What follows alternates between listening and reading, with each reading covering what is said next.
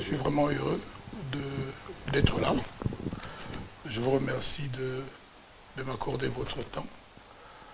Je voudrais, avant même que vous me posiez la première question, dire que ma première pensée en 2020, c'est pour mes frères à Béni.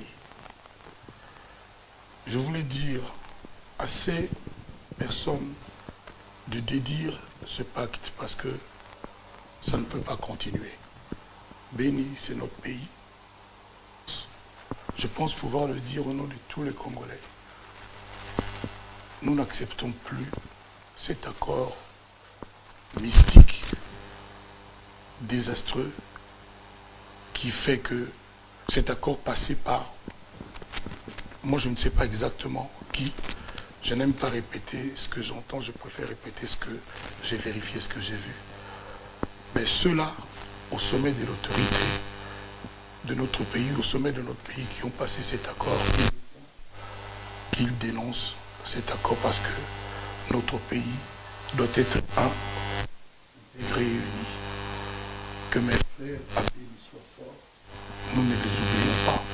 J'ai dit que ce que j'ai dit, je pense, mes compatriotes vont adhérer à cela. Donc, il y en a assez. Le Congo doit être au Congolais.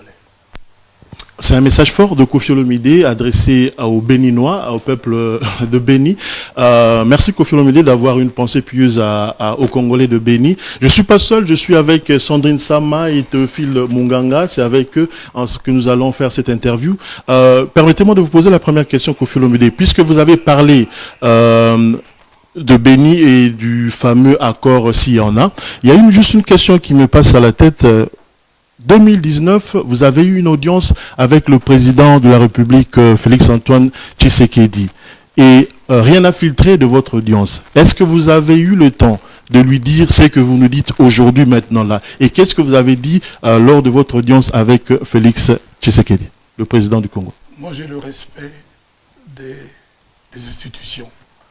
Quand le président de la République m'honore de me recevoir dans son bureau, alors qu'il était à peine investi, je pense que je n'ai pas le droit de dire publiquement, mot à mot, l'intégralité de notre échange.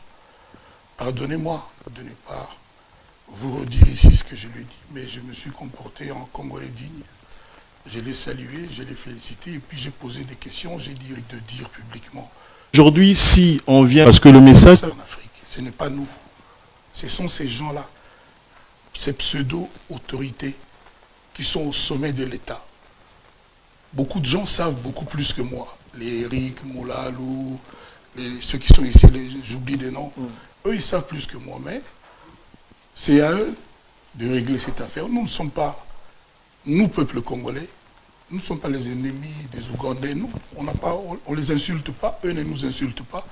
Mais on ne peut pas nous vendre comme ça, on ne peut pas nous traiter comme des brebis, des gens qui n'ont pas de parole et qu'on dispose de nos vies de cette façon-là.